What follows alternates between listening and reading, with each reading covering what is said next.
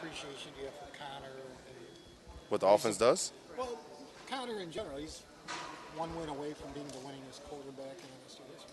Oh, that's pretty special for him as an individual. I mean, it's been a lot of great quarterbacks that came through Michigan State, so for him to be able to have that honor, I mean, I'm pretty sure he's marking that date on his calendar. But you know, at the same time, you still have to take every team seriously. I'm pretty sure he's doing that. Defensively, Defensively, I mean, that's great for us because that means the offense is being productive. My apologies. That means the offense is being productive. But other than that, I mean, that's not our accolades. We haven't, you know, we've helped in those wins, but he's done a great job on the offensive side of the ball to make sure that, you know, offense is scoring and we're staying at a steady pace. Coach Burton mentioned after your defensive player of the week about how you're adjusting now to teams' game planning for you, and that's kind of what we saw the other day. I mean, how has that adjustment been for you? I don't think it's solely me. I think that the rest of the defense does also.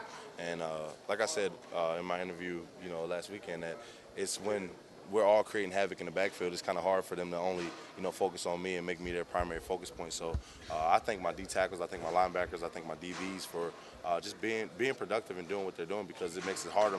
It makes it harder for offenses to specifically scheme against me. When you hear, like, I think Coach Hazel said today, called you, like a lot of people have said, you're a phenomenal athlete, pass rusher. When you hear that sort of praise coming from other coaches, what does that mean to you? It's special, you know, because when you hear from other people, it means a lot more than to think of it of yourself, you know, because of course you're going to think you're a good player, and of course you want to be known as a great player, but when other people say it to you, it's more special because you realize that that hard work is finally paying off, you know, and I feel as if it is playing off so far. So the word I always hear is freak. Yeah, I hear that a lot too, man. Is that a compliment? In a sense, yeah. I take it as a compliment. I mean, that's kind of one of those things that is unexplainable. You know, athletic. You know, one of those guys who's just a playmaker in a sense, but is more than just a playmaker. So yeah, do you think that downplays some of your other skills sometimes? It's not just that you just can get through anybody. It's you have to work hard to be good at this position. I don't think it downplays my other skills. I try not to look too much into it, you know, because it's a compliment in itself. So it's like don't try to deteriorate that compliment and try to make it into something negative. So I just take it as a compliment. How important is that defensive line right now as the secondary tries to work through some things and get some guys in through injuries and things like that?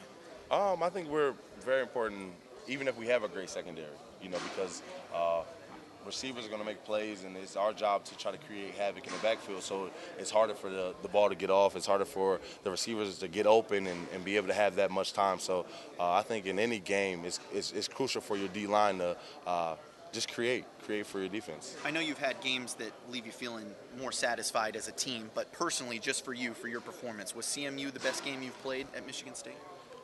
I don't know if it's the best game I played at Michigan State. I think it was a good game. I think it's still a lot of things I need to correct.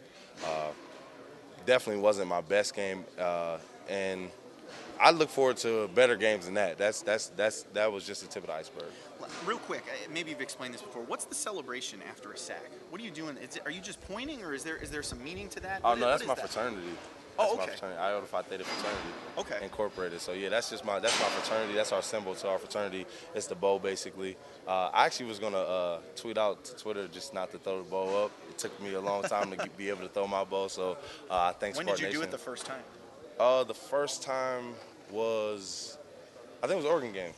Yeah, it was the Oregon game. After my second Oregon game, I did it.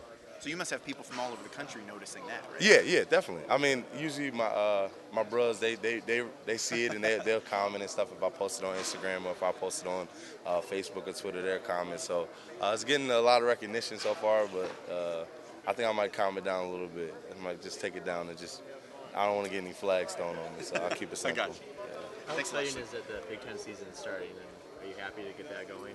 Definitely ready to get into the season. This is going to be the crucial part of our season where it really is. You know, these wins are going to really start to add up, and it's going to, if we keep doing what we need to do, you know, we'll be in a great position for the end of the season. So I'm extremely excited to play against some great Big Ten teams, and not only that, but to compete. You know, because I know that they're going to come out, they're going to bring pressure to us, and we're trying to bring pressure to them also.